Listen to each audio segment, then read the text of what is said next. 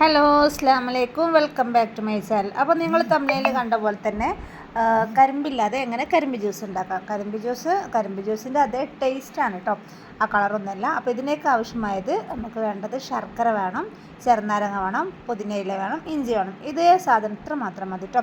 അപ്പോൾ ഞാനും ഇത് ആദ്യമായിട്ടാണ് കേട്ടോ ട്രൈ ചെയ്ത് നോക്കുന്നത്. അപ്പോൾ ഞാൻ 4 ശർക്കരൻ്റെ ആണ് എടുത്തിട്ടുണ്ട്.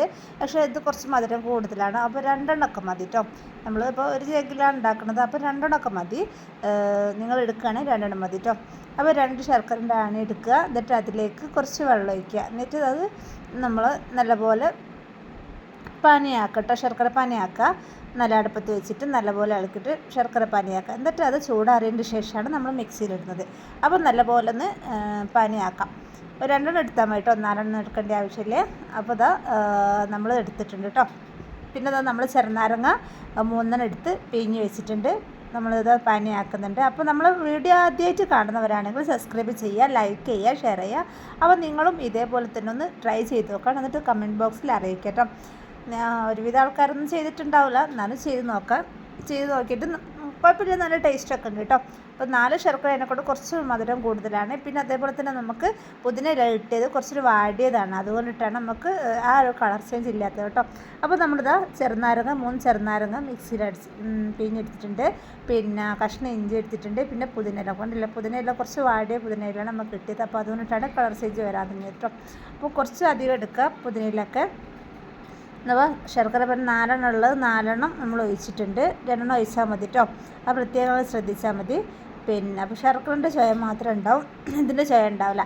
അപ്പോൾ അതുകൊണ്ട് പിന്നെ നമ്മൾ നല്ല തണുത്ത വെള്ളമാണ് ഇതിലേക്ക് ഒഴിക്കുന്നത്. കുറച്ച് ഒഴിച്ചാൽ മതി കേട്ടോ. എന്നിട്ട് മിക്സിയിലടിച്ചിട്ട് പിന്നെ ലാസ്റ്റ് വെള്ളം ഒഴിച്ചാൽ മതി. കുറച്ച് അടിച്ചിട്ട് മിക്സിയിലടിക്കാം. അപ്പോൾ നമ്മൾ വീഡിയോ ആദ്യമായിട്ട് കാണുന്നവരാണെങ്കിൽ സബ്സ്ക്രൈബ് ചെയ്യാൻ മറന്നു പോകരുത്. 2ാമത് തവണയാണ് നമ്മൾ പറയുന്നത്. അപ്പോൾ സബ്സ്ക്രൈബ് ചെയ്യാതെ കാണുന്നവരാണെങ്കിൽ സബ്സ്ക്രൈബ് ചെയ്തിട്ട് വീഡിയോ കാണാം കേട്ടോ. അപ്പോൾ നമ്മൾ മിക്സിയിലൊക്കെ അടിച്ചിട്ടുണ്ട്. അപ്പോൾ നമ്മൾ റെഡി ആയിട്ടുണ്ട്. ഇത്രയേ ഉള്ളൂ കേട്ടോ. ശർക്കര ഉണ്ടെങ്കിൽ നമുക്ക് നല്ലൊരു ഡ്രിങ്ക് തയ്യാറാക്കാൻ എടുക്കാം. അപ്പോൾ ബാക്കിയുള്ള വെള്ളം കൂടി, തണുത്ത വെള്ളം കൂടി അതിലേക്ക് ഒഴിച്ചിട്ടുണ്ട് കേട്ടോ. നല്ല തണുപ്പുള്ള വെള്ളമാണെങ്കിൽ നല്ല ടേസ്റ്റ് ഉണ്ടാവും കേട്ടോ. അപ്പോൾ നിങ്ങൾ എന്തായാലും ട്രൈ ചെയ്ത് നോക്കാം. അപ്പോൾ നമ്മളിത് റെഡി ആയിട്ടുണ്ട്. ഇത് ഒരു പാത്രത്തിലേക്ക് നമ്മൾ അതിൻ്റെ ഇലകളൊക്കെ ഉണ്ടല്ലോ, പുതിനയിലിൻ്റെ ഇലൻ്റെ വേസ്റ്റൊക്കെ ഉണ്ട്, അതൊക്കെ നമ്മളൊന്ന് തരിപ്പയിൽ നിന്ന് ഇതാക്കി എടുക്കുക.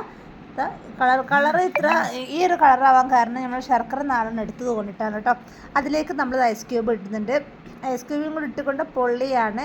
കരിമ്പ് ജ്യൂസിൻ്റെ അതേ ടേസ്റ്റാണ്. കരിമ്പില്ലാതെ നമുക്ക് നിങ്ങൾ എന്തായാലും ട്രൈ ചെയ്ത് നോക്കണം കേട്ടോ. അപ്പോൾ എല്ലാ വീട്ടിലും ശർക്കര ഒക്കെ ഉണ്ടാവില്ല. അപ്പോൾ എന്തായാലും നിങ്ങൾ ട്രൈ ചെയ്ത് നോക്കുക. ലാസ്റ്റിലേക്ക് നമ്മളിത് കട്ട ഇതിലേക്ക് ഇട്ടിട്ടുണ്ട് കേട്ടോ. ഐസ് ക്യൂബ് ഇതിലേക്ക് ഇട്ടിട്ടുണ്ട്. അതും കൂടി ആകുമ്പോൾ നല്ലൊരു തണുപ്പിൽ ഇത് കുടിക്കാൻ പറ്റുന്നതാണ്. നിങ്ങൾ എന്തായാലും ട്രൈ ചെയ്ത് നോക്കട്ടോ. അപ്പോൾ വീഡിയോ ആദ്യമായിട്ട് കാണുന്നവരാണോ സബ്സ്ക്രൈബ് ചെയ്യാൻ മറന്നു പോകരുത്. നമ്മൾ ഫസ്റ്റിലൊന്ന് ട്രൈ ചെയ്ത് നോക്കിയാണ് കേട്ടോ. ഇത് ആദ്യമായിട്ട് ഉണ്ടാക്കുകയാണ്, ട്രൈ ചെയ്ത് നോക്കിയതാണ്. അടിപൊളി ടേസ്റ്റാണ്. അപ്പോൾ നിങ്ങളെല്ലാവരും കമൻറ്റ് അറിയിക്കുക. എന്തായാലും കമൻറ്റിൽ അറിയിക്കുക കേട്ടോ. എന്തായാലും നിങ്ങൾ ട്രൈ ചെയ്ത് നോക്കണം. അപ്പോൾ ഇൻഷാ അല്ലാ അടുത്ത വീഡിയോ ആയിട്ട് വീണ്ടും കാണാം. അതുവരേക്കും ടേക്ക് കെയർ, ബൈ ബൈ, അസ്സലാമു അലൈക്കും.